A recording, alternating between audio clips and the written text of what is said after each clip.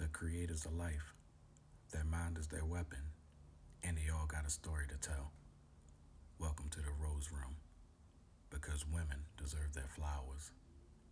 Tonight, we have a motivational speaker, Kionna Paris.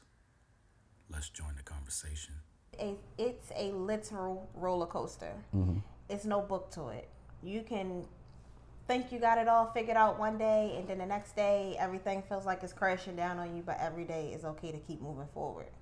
Nobody can tell you how to parent your children. It's no book that they can give you with the keys to life and a successful parenting skills. It's none of that. So being mindful to always moving forward and keeping an open space of communication with your children, because like these children these days are completely different from how I was growing up, and I'm not that All old, of us, right? but they are different, but we can learn from each other. That's a big thing, because when I was growing up, it was like out of sight, out of mind, stay in a child's place. Children really didn't have a say-so on things or any opinions, but no, that's not, I really wouldn't agree with that in my parenting. Oh yeah, I'm the same way. It's almost like we weren't treated like humans, like small humans. Yeah. What's some of your favorite memories from childhood? Some of my favorite memories are from when my grandmother was still alive. She would give big cookouts in the backyard, and me and both of my neighbors, we all had above ground pools. So Where was this? off of Garrison Boulevard. Garrison and what? Garrison and between Borman and Bell is 3 townhouses that sit right there. And my grandparents lived at 3907. And then the next 2 addresses I can't remember. But my neighbors, they lived there, and we all had pools. So if my grandmother started to cook out, everybody was bringing stuff over. And it wasn't like, you can't come over here, we can't go over there. Everybody came together. But normally my grandmother started to cook out. So that was a good memory. And I love the summer. That was a good memory. Another great memory was with my childhood friends. We could be outside with $5 to our name, and from sun up to sundown, we were having a ball. Chips was 25 cents. I remember. The Huggies were 25 cents. I remember. And we just felt like we were so rich, but we had the time of our lives doing anything. By this time I was living in East Baltimore off of Bel Air Road. We would go to Lake Clifton Pool. Right. If somebody was missing a quarter, missing $1, I can't really remember how much it cost to get in a pool, but if somebody was missing it, I don't know, we put together our pennies so we all could go together. It never was a time like, oh, I can't go today. Oh, I don't have it. No, we put together and we all collectively had a good time. You know, you mentioned being out all day like we used to be. Are you a strict parent with your kids? Are they allowed to be out? I don't know how old your sons are. Well, so my oldest is 18, but I didn't have to be strict with him because I parented him differently than I was parented. So I never had to worry about him thinking he was coming in after hours on a school night. And then COVID happened too a lot of the time once he got into like 12, 13. Oh yeah, about 5 years ago. Yeah, we was all cooped up in the house around that time. So I guess I'm kind of lucky with that. So I'm not overly strict, but we do have boundaries and they are respected. What's some of those boundaries? Some of those boundaries are, like we all know, I am not your friend. I am There you not go. your little friend. So, but I am their friend. Like I do make it comfortable for them to come talk to me, but we're not going to get too comfortable because I'm not one of your little friends. Yeah, and I'm the same way with my daughter. I want her to be able to come to me at any time, you know, and she could talk to me about anything, but I'm still not going to allow her to do anything, you know. So that's good to hear. And you've been through a lot as a child, so I was glad to hear about, you know, some of your good memories, because when people have a lot of stuff that they went through as a kid, they act like they never had any good times. Yes. You Oh know? my goodness, I have heard that before. Yes. No, that wasn't the case for me. So at what point is childhood trauma no longer an excuse for an adult to act the way they act? I think coming of age about 25. Why 25? I would say 25 because then you got to go through the period of when you're 21 and you're legal to drink. So that's still like party mode. Oh, I can go get my own stuff from the bar. I can go to different clubs. It opens up different like aspects of life. So then when you get used to maneuvering through that, I would say about 25. Is therapy needed? I would say yes, because I think what you get from your friends and your family members is completely different from what you can get to a person who doesn't know you, your friends, or your family. Why is that? They can give you point of views that you would have never heard before. A lot of times when you're talking to your family and your friends, you're hesitant to tell them exactly how you feel. Or family automatically just block off certain things because they don't want to remember the times that stuff wasn't so great. Because they're involved. Yeah, and they're scared of how it'll actually sound back to them. Mm-hmm. So I've witnessed that a lot too. I like that. And how do you personally motivate children, to be their best self? I start with waking them up and speaking positivity into them. It matters. It starts at home. I don't wake them up angry. Even if we're late and I'm really not punctual with my time. Mm-hmm. Even when we're running late, I'm not, come on, get up and go with an attitude. It's no need to start the day with an attitude. I listen. Oh, I'm tired. Can I have 5 more minutes? It's not, no, you can't do that. No, you can't have 5 more minutes because I already gave you 10. Let's go. And I'm not a morning person, so it's really easy to work through that because I remember when it was me, get up and go. Nobody even asked me if I was okay. And you don't know if I'm sick, I got a fever, if my stomach hurt, why my stomach hurt. It was just get up and go. Right. So I think that makes a difference as opposed to getting up and go and then you in school having all these behaviors and now somebody got to come up to school because they done been called 5 times. Right. I can tell you what's going on with my child before I send them out of my door into somebody else's. And that just comes with knowing your child and truly being involved. Yeah. Which is why you're probably writing a book with your son. Yes. What's that book about? And how far along is it? So I'm trying for the people like me who skim read, and I skim read really bad. I'm trying to keep it down to 7 chapters. So currently we are at chapter 5. And it's just about, it's like mommy and me.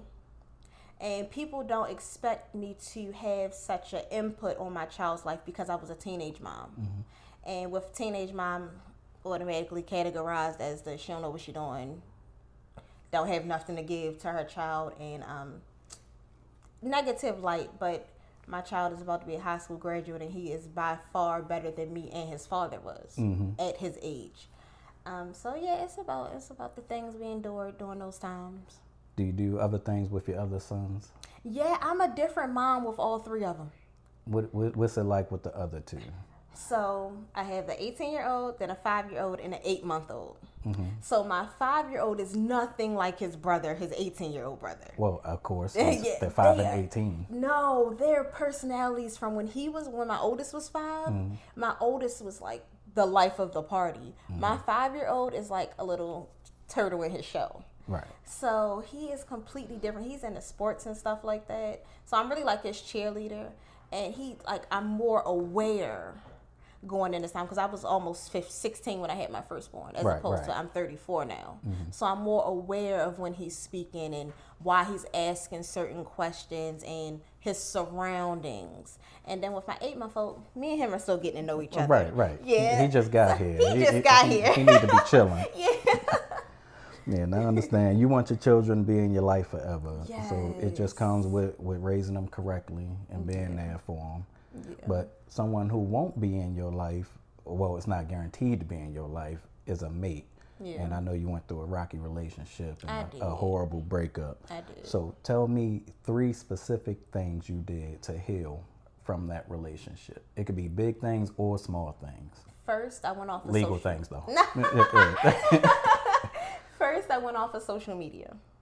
Because when you on social media, I believe all of our phones do it.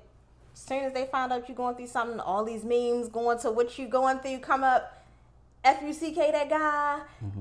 People be cheating all the time, and it's just so relatable. When you wanna repost it, you wanna comment on it, you reading all the comments. So I went off of social media. And don't forget the people who don't agree with what you're saying. Oh, you're gonna end up then you're gonna be going back and forth. Uh-huh. So I went off of social media.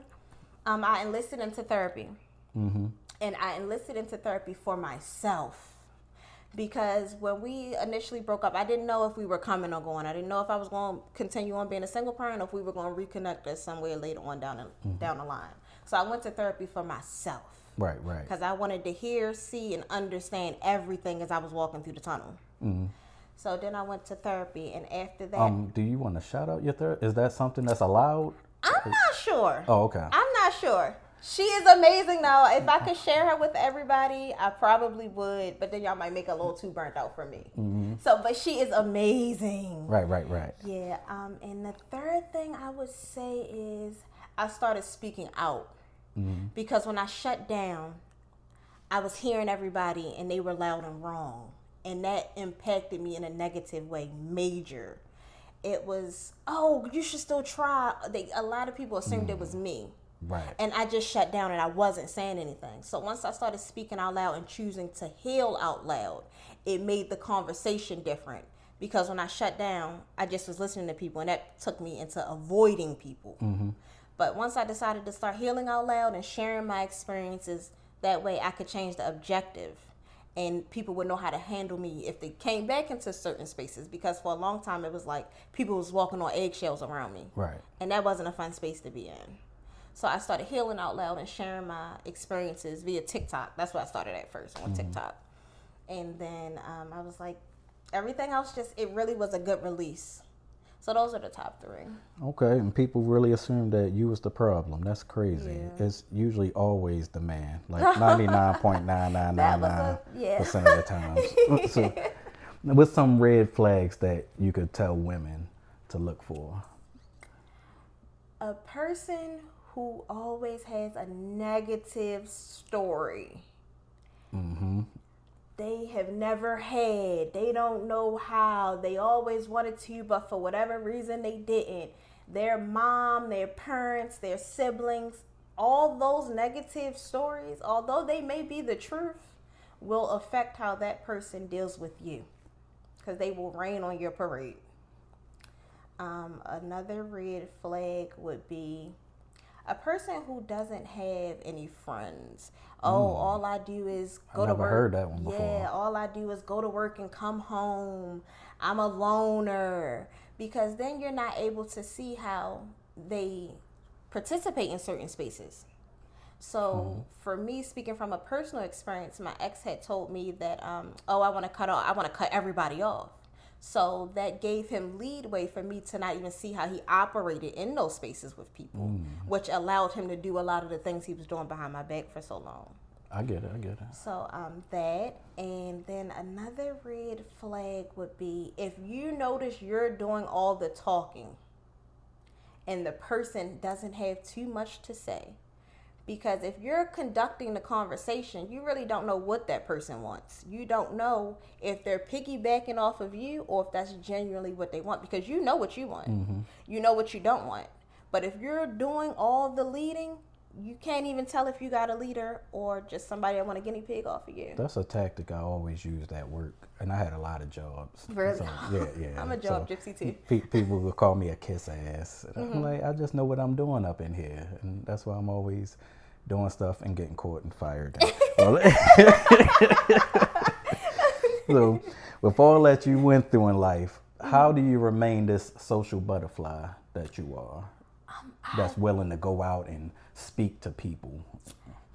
For all I went through, how did I remain a social butterfly? I always knew where my anger came from. I didn't know how to articulate it as a child when it was happening, but I always knew exactly the root of the problem. So then I knew how to direct my anger. It wasn't like I was lashing out on everybody.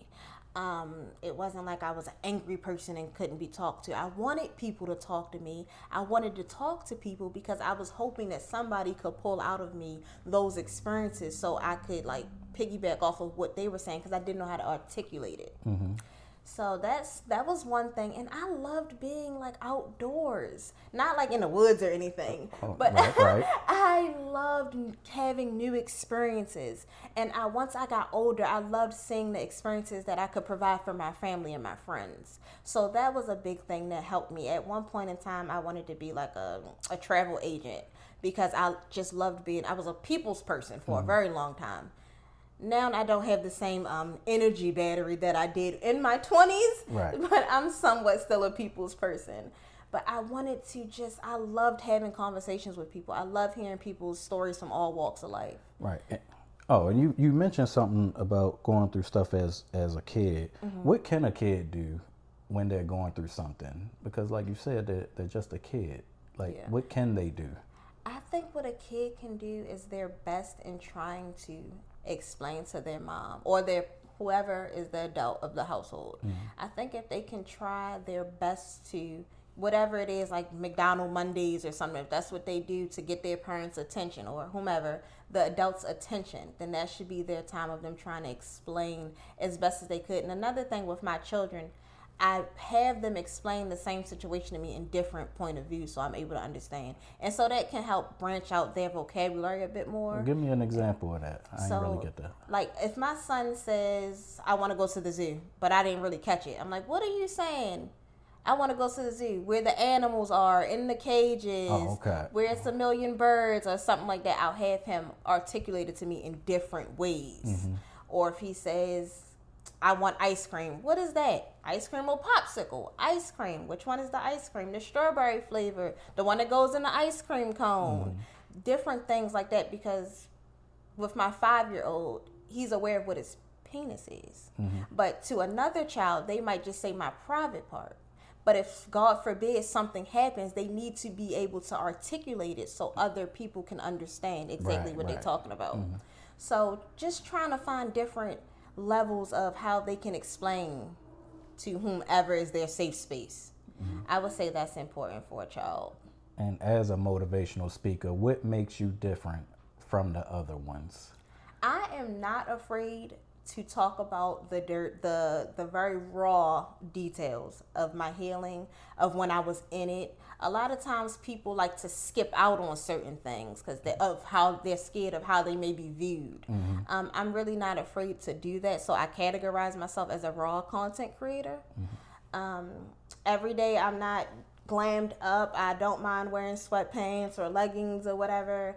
I don't mind showing, although I'm really not a crier, I don't mind showing the times when I cried. So I think that's what makes me different.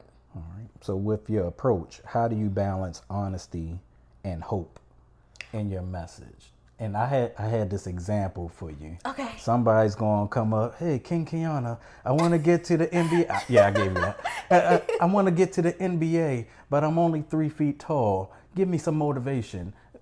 How you going to give them hope and be honest with them? What are other things you would like to do that focuses around the NBA? Because you could hurt yourself. What's your backup plan?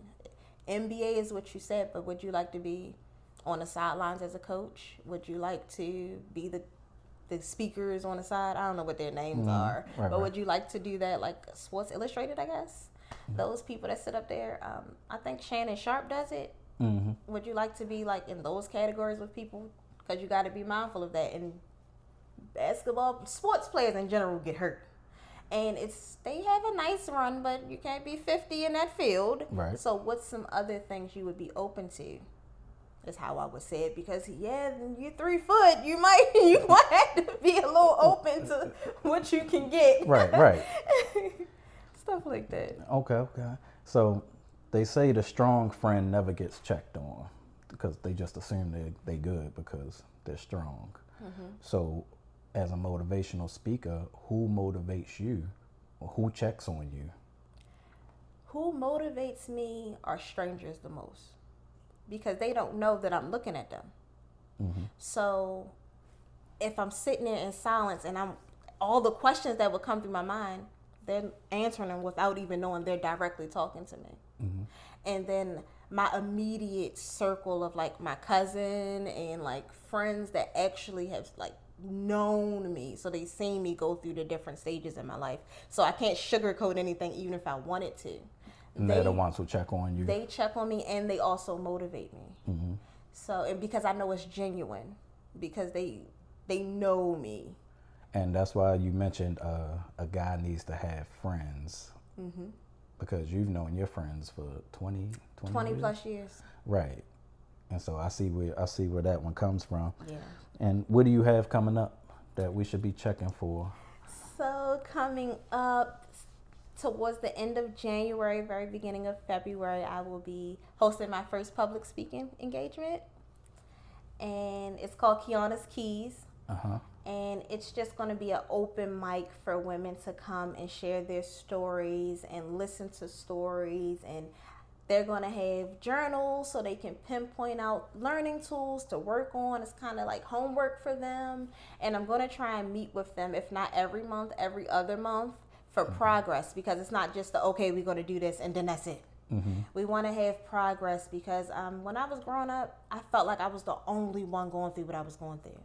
When I was shutting down and wasn't speaking on things, I felt like I was the only one. If it hadn't been other people speaking out, I would have never known what a narcissist was. If it wasn't other people speaking out, I would have never known what reactive abuse was. So we're going to do that, and we're going to continue to work, because it's not an overnight healing. It's not an overnight subject. Some people are afraid to start a healing journey because of the work.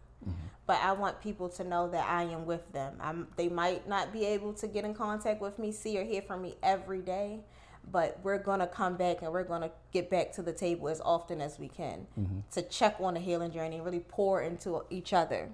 Would you ever become a therapist, like a licensed therapist? I don't think so. Why not? Because people don't like to do the homework. They don't like to do the footwork. They don't like to hear what's the truth. They don't like to, a lot of people go to therapy because they want somebody to pacify them. And the minute they say something that they don't like, then they're checked out of therapy. That therapist she's not for me, she's against me. He didn't tell me what I wanted to hear, so I'm never going back. So, and I know that's not everybody's story, because I love my therapist down. Right. But I hear that more than I do, I got a good therapist. So that I wouldn't want to be. And I want to be free. Right. I'm a gypsy. So I want to be out and about. And even if they don't come back after that first 1 or 2 sessions, the check's still cleared, right? But I don't know how that would work if I get if I get 2 clients and then they don't come back and then I'm sitting there for 2 months. I don't know how that would work. You're going to have to get yours up front. Make them come back. When are you going to tell your whole life story? I think it needs to be a book, an audio book, and a visual, released all at once. So the first part will be coming hopefully mid-2026. And I'm going to drop a 3-series book. And I am going to have bits and pieces in between as audio. So I'm going to try and cater to everybody. You like to read, we got you reading. You don't like to read so much, you want to pop it in while you're driving to work, coming home, on your lunch break, whatever. I'm going to have some audio. And then as far as the visuals, I'm really not sure how I want to step into the visual portion, because I have lived many lives. And I really don't know offhand any videographers I could really trust with opening up and telling my story, because it's not just something I want to dump out. I really want it with pure intent. And at this time, I don't know anybody offhand that is a videographer to really capture those spaces for me. And people are shy too, so I would really need like a good solid foundation behind me. It's for the actresses and actors to portray some of those. Oh, you talking about like an actual, like a short, short long film. Yeah. Long film. I know a lot of the stories, so long film. Yeah. Trying to make it short. We'll see how that works. Oh no need to do all of that. I mean, we in a world where content is king, so it could be a whole power book series and spinoffs and stuff. Yeah, I really like that show too. Right, even your cousin could get a show, a little portion. So what's all your socials? Where can people find you, follow you, send you money? I don't know.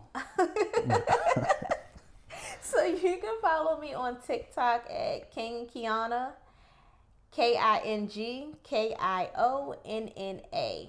And I'm also on Instagram as King Kionna _ KingKionna. And you can check me out on Facebook too as Kionna Paris, KIONNA PARIS. And that's all I have for now. Cool. So look in the camera and give them your last words, something they can remember you by. Heal out loud. Don't be afraid to share your story. You are not alone. You will honestly be surprised as to how many people are able to relate and pour back into you when you're going through, no matter the battle, no matter the struggle, heal out loud, and you will see how your plethora of options change for you. You deserve your flowers. Thank you. You're welcome. Thank you so much.